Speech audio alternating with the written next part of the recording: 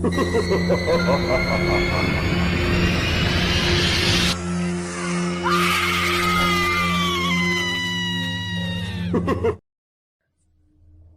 Cat stories में आपका स्वागत है। इस चैनल पर आपको खौफनाक और डरावनी कहानियाँ सुनने को मिलती है। तो अगर आपको ऐसी ही कहानियाँ सुनना पसंद है तो इस चैनल को सब्सक्राइब करें। तो चलिए बढ़ते हैं आज की कहानी की ओर। आरुष और अदिति एक ही साथ एक कॉलेज में पढ़ते थे। अदिति बहुत ही गरीब परिवार से थी, लेकिन होशियार थी। दोनों बीए के फाइनल ईयर में थे और दोनों की पहली मुलाकात एडमिशन के टाइम पे हुई थी। कुछ समय बाद उनकी परीक्षाएं ख़त्म हो जाती है। आरुष को अपने ही शहर में एक जगह नौकरी मिल जाती है। कभी कभी चोरी छिपे वो एक दूसरे से मिल लिया करते थे। अधिकतर वो क्राइस्ट चर्च के सुनसान कब्रिस्तान में मिलते थे। चर्च के एक और एक बड़ा सा रेस्टोरेंट था जहां दिन में अक्सर कॉलेज बंक करके लड़के लड़कियां आया जाया करते थे। थोड़ी सी दूर पर एक बहुत ही बड़ा बंगला था जिसके बारे में मशहूर था कि वो भूतिया है। हर अमावस की रात के 8 बजे इसमें किसी न किसी का खून ज़रूर होता है, इसलिए ये बंगला बंद रहता था। एक दिन आरुष और अदिति शाम के वक्त वहाँ मिलते हैं। वो टहलते हुए उस बंगले तक आ जाते हैं और आरुष कहता है कि आज इस बंगले के अंदर चलकर देखते हैं, लेकिन अदिति मना कर देती है। आरुष के जिद के आगे अदिति हार जाती है और बंगले के अंदर चली जाती है। बंगले के अंदर सामने वाली दीवार पर एक बड़ी सी घड़ी लगी हुई थी जिसकी सुइयां 8 बजे पर रुकी हुई थी। आरुष बंगले को देखकर काफ़ी खुश होता है, लेकिन अदिति उसे काफ़ी डर लग रहा था। अदिति के कहने पर आरुष बंगले के बाहर चला जाता है। अब दोनों अक्सर उसी बंगले के अंदर मिलने लगे। आरुष के माता पिता को उसकी शादी की चिंता सताने लगी। एक दिन आरुष के पिता ने उसकी शादी फिक्स कर दी। लड़की का नाम शालिनी था। उसके पिता काफ़ी अमीर थे। जब अदिति को ये बात पता चली तो उसे बहुत बेचैनी हुई। वो काफ़ी परेशान हो गई। उसने आरुष को मिलने के लिए उसी बंगले में बुलाया। अदिति आरुष से कहती है, मुझे पता चला है कि तुम्हारी शादी किसी दूसरी जगह हो रही है। आरुष कहता है, हाँ, तुमने बिल्कुल ठीक सुना है। अदिति कहती है, तुम मेरे साथ ऐसा कैसे कर सकते हो? हम एक दूसरे से प्यार करते हैं।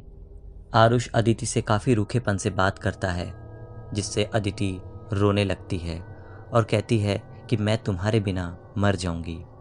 आरुष कहता है, तुम मर जाओ, मैं तुमसे शादी नहीं कर सकता। उसने अदिति का हाथ छुड़ाकर तेज़ आवाज़ में ये बात कही और वो चला गया। अदिति वहाँ बैठे बैठे रोने लगी। आरुष पर उसके रोने का कोई फर्क नहीं पड़ा। वो अदिति को बंगले पर अकेले छोड़कर चला गया। अदिति को महसूस हुआ कि उसकी दुनिया ही उजड़ गई है। अदिति ने अपने आप को समझाने की काफ़ी कोशिश की, लेकिन वो असफल रही। एक दिन रात के अंधेरे में तेज बारिश हो रही थी। उस काली रात में वो बिना किसी को बताए घर से बाहर निकल आई और भीगते हुए बंगले तक पहुंच गई। उसने अपने गले के दुपट्टे का फंदा बनाकर खुद को फांसी लगाकर अपनी जान दे दी। उसके इस तरह से जाने पर उसके माता पिता को काफ़ी दुख हुआ। उन्होंने शमशान पर उसका अंतिम संस्कार कर दिया, लेकिन अदिति को मुक्ति नहीं मिली। अदिति की आत्मा उसी शमशान में भटकती रही। शमशान में एक चंडाल खाली समय में गुड़िया बनाने का काम करता था। उसकी बनाई गुड़िया देखने में किसी को चुड़ैल की तरह बहुत ही डरावनी और खतरनाक लगती थी। हर गुड़िया एक दूसरे से अलग होने के कारण उसको बाजार में अधिक पैसे मिलते थे। कई साल तक अदिति की आत्मा शमशान में भटकती रही। शमशान के एक तांत्रिक ने अदिति की आत्मा को यंत्र तंत्र से बांधकर गुड़िया में बंद कर दिया। चांडाल किसी के अंतिम संस्कार में व्यस्त था। उसे ये बात पता नहीं लगी कि उसकी गुड़िया में एक आत्मा कैद है।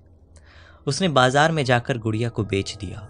शाम को एक छोटी सी बच्ची पारुल अपने माता पिता के साथ दुकान पर आई।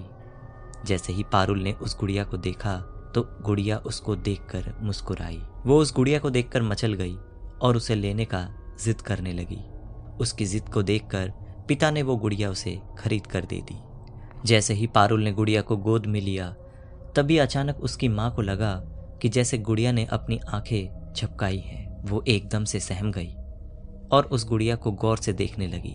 उसको वो गुड़िया बहुत ही अजीब सी लगी। उसने पारुल के हाथ से छीनकर गुड़िया दुकानदार को वापस करना चाहा। जैसे ही माँ ने गुड़िया पारुल के हाथों से छीनने की कोशिश की, उस समय पारुल की आंखों में एक अजीब सा गुस्सा आ गया। उसकी माँ ने घबराकर अपने हाथ पीछे किए तो पारुल के होठों पर एक रहस्यमयी मुस्कान तैर गई। उसे इस तरह देखकर उसकी माँ काफी डर गई। इसके बाद वो लोग सब घर आ जाते हैं। घर आने के बाद पारुल पूरा दिन गुड़िया के साथ खेलती रही। शाम को उसकी माँ कमरे में उसे खाना खिलाने के लिए बुलाने आई। उसने कहा, माँ मैं अभी आई। जैसे ही उसकी माँ कमरे से बाहर निकली, पारुल ने सामने बैठे बैठे ही अपने गर्दन को पीछे की तरफ मोड़कर कहा, जाते जाते दरवाज़ा बंद करती जाना। ये सब देख उसकी माँ के मुंह से तेज चीख निकली। पारुल उसकी तरफ देखकर रहस्यमयी ढंग से मुस्कुराई और गुड़िया को अपने गोद में ले लिया। उसकी चीख पुकार सुनकर पति दौड़ता हुआ आया। उसकी माँ ने कहा, मैंने तुमसे कहा था कि ये गुड़िया वापस कर दो, ये ठीक नहीं है, इसमें मुझे कुछ गड़बड़ नज़र आ रही है। उसके पति ने उसे समझाया कि तुम्हें बेकार ही वहम हो रहा है। इसके बाद रात को खाना खाने के बाद सब लोग सोने चले जाते हैं। गहरी नींद में अचानक पारुल की नींद उचट जाती है। वो अपनी गुड़िया को लेकर छत पे चली गई। वो काफ़ी देर तक उसके साथ खेलती रही। खटपट की आवाज़ सुनकर उसके पिता की नींद खुली। उसे महसूस हुआ कि ये आवाज़ें छत पर से आ रही है। उसके पिता छत पर चले गए। पारुल को देखते ही उसकी आंखें फटी रह गई। पारुल छत की दीवार पर पारुल हवा में उड़ते हुए चमगादड़ों को पकड़ रही है और उसके बाल पूरी तरीके से खुले हुए हैं। पूरी छत पर उल्लुओं और चमगादड़ों के पंख खून ही खून बिखरा पड़ा है। पारुल के हाथ में कुछ मांस के टुकड़े थे जिसे वो बड़े ही खतरनाक तरीके से खा रही थी। ये सब देखते हुए उसके पिता वहीं बेहोश हो गए। सुबह आंख खुलने पर उसने खुद को बिस्तर पर लेटा हुआ पाया। उसकी पत्नी भी बराबर गहरी नींद में सो रही थी। वो उठा और पारुल के कमरे का दरवाज़ा खोलकर देखा तो पारुल आराम से सो रही थी।